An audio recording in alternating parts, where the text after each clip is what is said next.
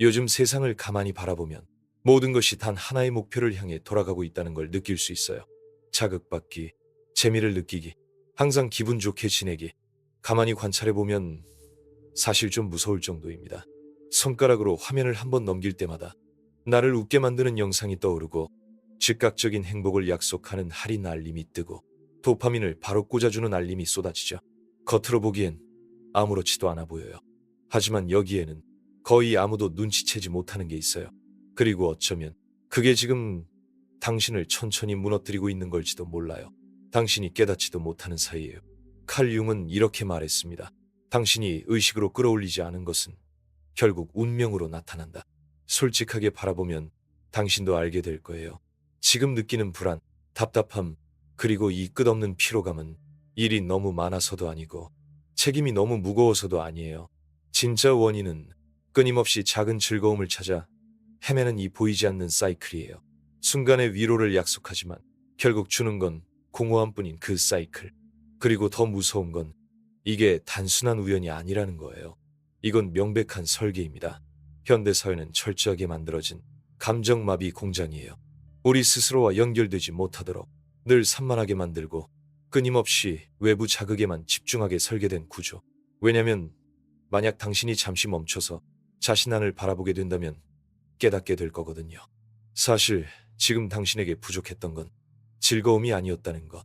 부족했던 건 의미였고 방향이었고 진실함이었어요. 오늘 우리가 나눌 이야기는 바로 그거예요. 비난도 없고 진부한 말도 없어요. 그저 영혼과 영혼 사이의 솔직한 대화. 왜 이 끝없는 쾌락 추구가 어쩌면 당신의 삶을 서서히 무너뜨리고 있는지, 그리고 어떻게 하면 이 사이클에서 벗어날 수 있는지에 대한 이야기. 가만히 생각해보면 요즘 삶은 마치 아무것도 느끼지 않으려는 조용한 질주처럼 보여요. 아침에 눈을 뜨자마자 핸드폰을 확인하고 아침의 고요함을 영상, 음악, 무한한 피드로 바꿔버리죠. 그리고 의식조차 못해요. 이미 하루의 시작부터 우리는 작은 쾌락의 충격을 찾고 있어요. 잠깐이라도 뭔가로 산만해지면 그 불편함이 사라지니까. 그런데 생각해보면 그 순간 우리가 잠시 잊고 싶었던 건 도대체 무엇일까요? 이 질문을 스스로에게 던지는 사람은 거의 없죠. 그리고 이건 단순히 SNS 이야기만이 아니에요. 아침 커피 한 잔, 스트레스를 날리려 먹는 단 음식, 쉬는 시간마다 피우는 담배, 아무 생각 없이 틀어놓는 드라마. 이런 것들 하나하나는 별거 없어 보여요. 하지만 전부가 모이면 그건 하나의 사이클이 돼요. 거의 알아차릴 수 없을 만큼 은밀하게 작동하는 감정 도피의 연쇄 반응. 그리고 우리가 더 많이 도망칠수록 그 공허함은 더 가까이 따라옵니다. 칼융은 이걸 정말 명확하게 꿰뚫어봤어요. 그는 말했죠. 현대인은 점점 더 자기 자신과 단절되어 간다. 그리고 자신과의 연결이 끊어지면 어느 순간 우리 안에 보이지 않는 배고픔이 생겨나요. 그게 뭔지 이름 붙일 수도 없어요. 그래서 우리는 온갖 방법으로 그걸 채우려 해요. 소비, 자극, 즉각적인 쾌락. 문제는 뭐냐고요? 채우면 채울수록 더 배고프다는 거예요. 그리고 이 사이클이 더 잔인한 이유는 그게 겉보기엔 자기 돌봄처럼 보인다는 것. 몇 번이나 이렇게 말했을 거예요. 나도 이 정도는 괜찮잖아. 오늘만 그러는 거야. 그냥 조금만 쉬고 싶을 뿐이야. 물론 맞아요. 위로가 필요한 건 자연스러운 일이에요. 문제는 그 위로가 어느 순간부터 마취가 되어버린다는 거예요. 산만하지 않으면 쉴 줄 모르고 뭔가 소비하지 않으면 평화로울 수 없는 상태. 그리고 그건 신호입니다. 어느 순간부터 침묵이 불편해지기 시작했죠. 아무것도 하지 않고 집에 혼자 있으면 불안하고 조급하고 심지어 몸까지 불편해지는 느낌. 그게 뭘까요? 자극이 부족해서가 아니에요. 너무 많은 자극 때문이에요. 도파민의 과잉, 도피의 과잉, 소음의 과잉. 당신의 신경계도, 당신의 정신도, 그리고 몸도 지금 도와달라고 말하고 있어요. 그런데 우리는 그걸 심심함이라고 착각하죠. 그래서 다시 또 하나의 자극을 찾아 나섭니다. 그리고 여기서 중요한 건 이건 누구의 잘못도 아니라는 거예요. 만약 지금 당신이 이런 걸 느끼고 있다면 그건 오히려 잘하고 있다는 증거예요. 당신의 의식이 이미 깨어나고 있다는 신호니까요. 왜냐하면 대부분의 사람들은 아직도 이 사이클 속에 있다는 사실조차 인식하지 못하고 있어요. 그냥 자동 모드로 사는 거죠. 일하고, 화면 보고, 자고, 그리고 끊임없이 이렇게 물어요. 왜 이렇게 불안하지? 왜 이렇게 피곤하지? 왜 이렇게 공허하지? 하지만 정작 문제의 뿌리는 들여다보지 않습니다. 그리고 그 뿌리는 생각보다 단순해요. 그리고 잔인합니다. 우리는 어릴 때부터 자기 자신과 함께 있는 법을 배우지 못했어요. 침묵은 불편한 것, 멈춤은 비생산적인 것, 가만히 있는 건 아무것도 하지 않는 것. 이렇게 배워왔죠. 그래서 우리는 끊임없이 뭔가로 자신을 채워야 한다고 믿어요. 늘 바쁘게, 늘 뭔가에 몰두하면서. 그런데 아이러니하게도 채우려고 할수록 우리는 더 공허해집니다. 현대 사회에서 쾌락의 사이클은 단순한 습관이 아니에요. 보이지 않는 감옥이에요.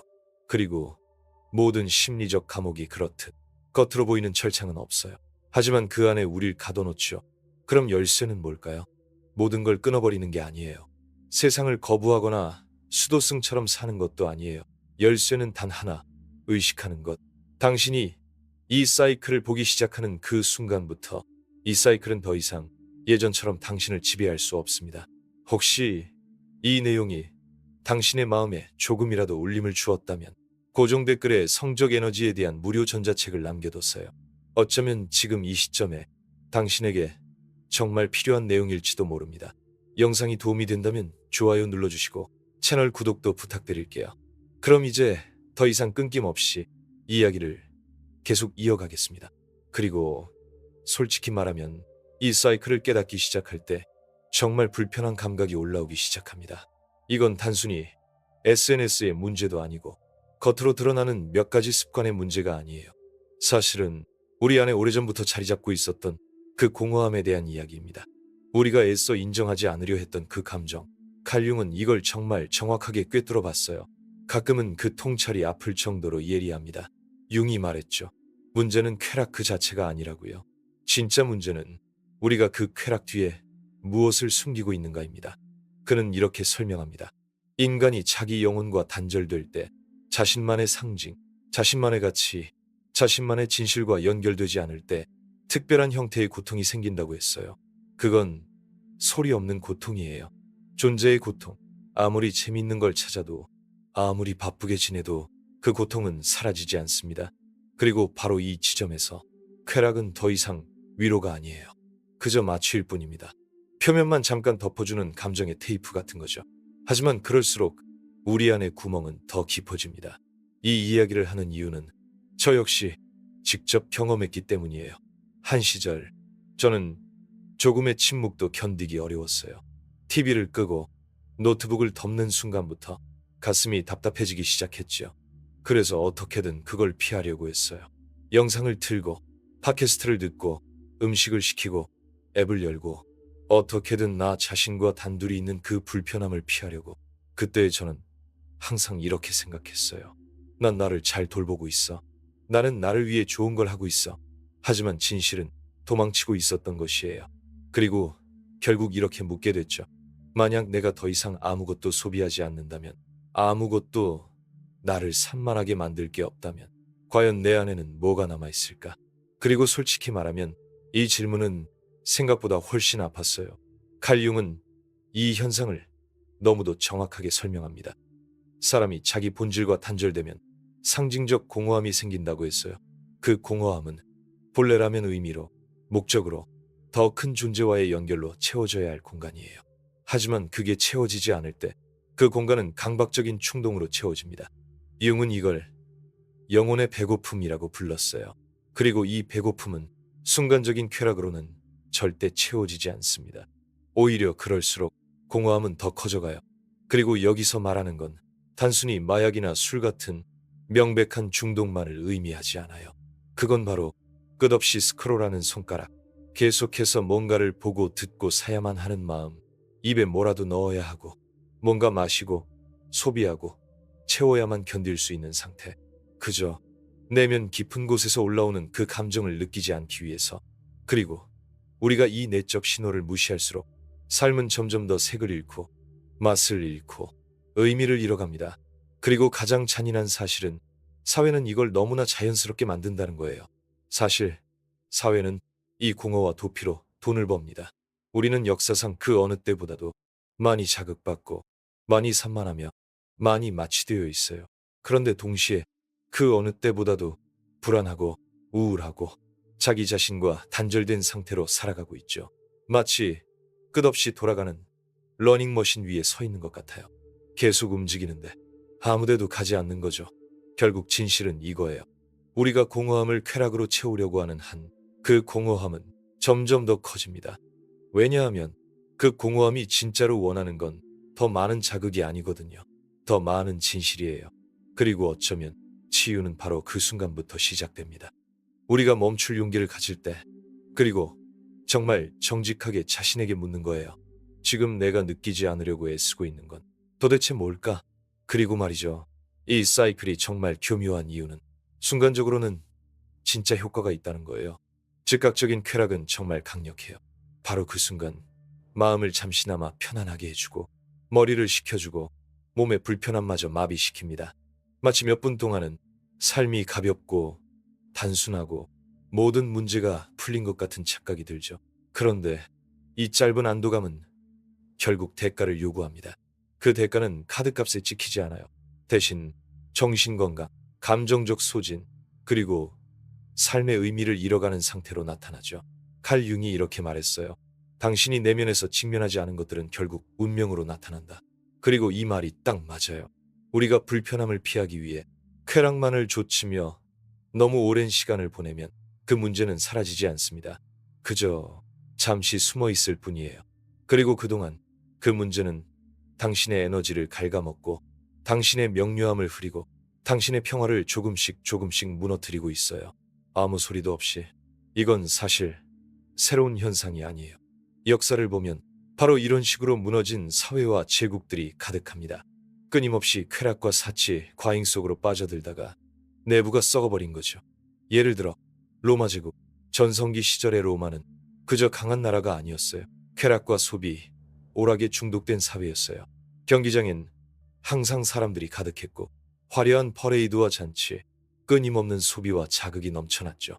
그 모든 건 사실 하나의 목적이었어요. 사람들의 시선을 돌리는 것, 이미 내부에서 무너지고 있던 위기를 감추는 것, 그리고 그들이 그걸 깨달았을 땐 이미 너무 늦었어요. 제국은 안에서부터 붕괴하고 있었습니다. 또 하나, 더 충격적인 사례, 프랑스 혁명 직전의 사회. 한쪽에서는 국민들이 굶어 죽어가고 있었는데 다른 한쪽에서는 귀족들이 파티, 향락, 사치, 도박, 중독에 빠져 있었어요. 현실과 완전히 단절된 쾌락의 거품.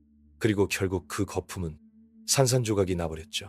무너지는 속도는 상상 이상이었고 그건 너무나도 당연하고 너무나도 피할 수 없는 결과였습니다. 혹시 이게 과거의 이야기라고 생각하나요? 주변을 한번 둘러보세요. 지금 이 순간 우리는 역사상 그 어느 때보다 빠르고 쉬운 쾌락에 접근할 수 있어요. 음식은 20분 만에 문 앞까지 오고 영화든 드라마든 사람이든 딱 2번만 클릭하면 도달할 수 있어요. 모든 게 빠르고 쉬우며 즉각적이에요. 그런데도 우리는 그 어느 때보다도 불안하고 우울하고 정신적으로 완전히 지쳐 있습니다. 여기서 진짜 잔인한 역설이 시작돼요. 당신이 고통을 덜기 위해 찾는 바로 그 쾌락이 사실은 당신의 고통을 더 깊게 만들고 있어요. 즉각적인 쾌락은 결코 공허함을 해결하지 못해요. 오히려 그 공허함을 더 키웁니다. 왜냐면 그 효과가 끝나고 나면 모든 게 다시 돌아오거든요. 그리고 이번에는 더 커져서 돌아와요. 죄책감과 함께, 더 커진 불안과 함께, 그리고 아무리 채워도 절대 채워지지 않는다는 그 조용한 절망과 함께 도망칠 때마다 당신은 조금씩 자신에게서 더 멀어집니다. 그리고 어느 순간 당신의 삶은 더 이상 의식적인 선택으로 움직이지 않아요. 그 대신 자동 반응, 충동, 습관적인 도피가 삶을 지배하기 시작합니다. 당신은 더 이상 살기 위해 눈을 뜨는 게 아니에요. 그저 또 하나의 자극을 찾기 위해 일어나는 거예요. 그리고 그건 삶이 아닙니다. 그건 단지 정신적 감옥 안에서의 생존일 뿐이에요. 오직 단 하나의 목적, 잠깐이라도 괜찮아지는 것, 단 5분만이라도 고통에서 벗어나는 것. 그리고 이게 얼마나 지치는 일인지 아세요? 결국 어느 순간 몸은 신호를 보내기 시작합니다. 정신은 붕괴 직전까지 몰려요. 잠은 더 이상 회복이 되지 않고, 놀이는 더 이상 즐겁지 않고, 일은 더 이상 의미가 없어요. 그리고 그제서야 비로소 깨닫게 되죠. 문제는 결코 쾌락이 부족했던 게 아니었다는 것. 문제는 의미가 없었다는 것. 그리고 어쩌면, 정말 어쩌면 이 조용한 붕괴 속에서 무언가가 깨어나기 시작합니다. 만약 지금까지 행복으로 가는 길이라고 믿었던 모든 것들이 결국 나를 불안, 피로, 공허 속에 데려다 놓았다면, 이제는 그 답을 바깥에서 찾을 수 없는 거 아닐까? 그 답은 언제나 내 안에 있었는지도 몰라요. 순간적인 쾌락보다 더 위험한 게 있다면 그건 바로 자신이 이미 그 쾌락에 중독되어 있다는 사실조차 모르는 상태예요. 왜냐하면 그렇게 되면 우리는 더 이상 선택하지 않아요. 그저 반응할 뿐이에요. 마치 인생이 보이지 않는 게임으로 바뀌어버린 것 같아요. 그런데 문제는 그 게임의 규칙을 정하는 사람은 당신이 아니라는 거죠. 한 번만 주변을 잘 살펴보세요. SNS가 우리 일상에서 차지하는 자리를요. 끝없이 이어지는 피드. 내가 뭘 좋아하는지, 뭘 보면 웃는지, 뭘 보면 화가 나는지 정확히 알고 있는 알고리즘. 그리고 어느 순간 당신은 더 이상 원해서 그곳에 있는 게 아니에요. 그냥 벗어날 수 없어서 있는 거죠. 만약 앱을 닫으면 남는 건 뭘까요? 침묵, 공허함, 아니면 불안? 그리고 바로 여기서 현대사회가 만든 가장 잔인한 트리거가 작동합니다. 끝없는 비교. 살면서 이렇게까지 쉽게 옆 사람을 들여다보고 나는 왜 이럴까? 하고 자신을 의심하게 만든 시대는 없었어요. 나는 매일 내 안에 전쟁을 치르고 있는데 세상은 24시간 내내 완벽해 보이는 인생의 쇼윈도를 내 눈앞에 들이밀죠. 늘 행복한 사람들, 항상 생산적인 사람들, 여행 다니고 성공하고 웃고 있는 사람들. 그리고 문득 이런 생각이 스며듭니다. 나한테 뭐가 문제인 거지? 왜 나는 저렇게 느끼지 못할까? 이 보이지 않는 사회적 압박은 우리의 모든 것을 바꿔버립니다. 내가 내리는 선택, 하루의 기분, 심지어 자존감까지. 왜냐하면 일을 하지 않으면 무가치한 사람 같고, 즐기지 않으면 소외된 사람 같고, 행복해 보이지 않으면 세상에서 뒤처지는 사람처럼 느껴져요. 그래서 이제 쾌락은 단순히 공허함을 피하기 위한 도구가 아니라 억지로라도 그 기준에 맞추기 위한 필사적인 시도가 되어버립니다. 그리고 가장 잔인한 점은 아무도 우리에게 강요하지 않는다는 거예요. 이건 외부의 감옥이 아니에요. 심리적인 감옥. 우리가 스스로 내면에 각인시킨 기준들이 우릴 가둡니다. 답장을 빨리 안 하면 존재감이 사라진다. 포스팅을 하지 않으면 잊혀진다. 공유하지 않으면 보이지 않는 사람이 된다. 이런 착각이 사실은 우리를 더 깊이 자기 자신에게서 멀어지게 만듭니다. 칼 융은 이렇게 말했어요. 인간 존재의 가장 큰 비극 중 하나는 자기 인생이 아닌 인생을 사는 것이다. 자신이 직접 쓴 것도 아닌 시나리오를 따라 사는 것. 그 시나리오는 가족이 써줬을 수도 있고, 사회가, 문화가, 혹은 시대가 대신 써준 걸지도 몰라요. 그리고 지금 이 시대엔 그 압박이 단순히 물리적인 공간에서만 오는 게 아니에요. 손안의 스마트폰, 거기서 끊임없이 쏟아지는 디지털 자극들, 보이지 않는 시선들과 순간순간의 미세한 평가들. 이 모든 게 우리를 조용히 그리고 확실하게 조이고 있어요. 그리고 이 감정적 노예 상태는 단순히 중독의 문제만이 아닙니다. 그건 생각 속까지 스며든 문제예요. 우리는 아침에 눈을 뜨자마자 무의식적으로 묻습니다. 오늘 나는 누구여야 하지? 오늘 나는 어떻게 보여야 사랑받을까? 그리고 그렇게 하루가 시작되죠. 그러는 사이에 진짜 나는 점점 더 멀어집니다. 왜냐하면 우리가 누군가가 만든 틀에 맞춰 스스로를 계속 깎아낼 때마다 내 안의 어떤 부분은 조금씩 죽어가고 있어요. 그걸 명확히 인식하진 못해요. 하지만 느껴지죠. 끝도 없는 피로감, 설명할 수 없는 불안, 이유 없는 슬픔. 가장 큰 함정은 바로 이거예요. 우리는 평생 동안 인정받기 위해 달려갑니다. 하지만 그 인정은 애초에 나 같은 사람을 받아들일 준비가 되어 있지 않은 기준에서만 존재해요. 그래서 우리는 계속 달려요. 도파민을 쫓고, 인정을 쫓고, 사라지지 않는 만족감을 쫓고. 그런데 그 만족은 항상 너무 짧아요. 항상 금방 사라져요.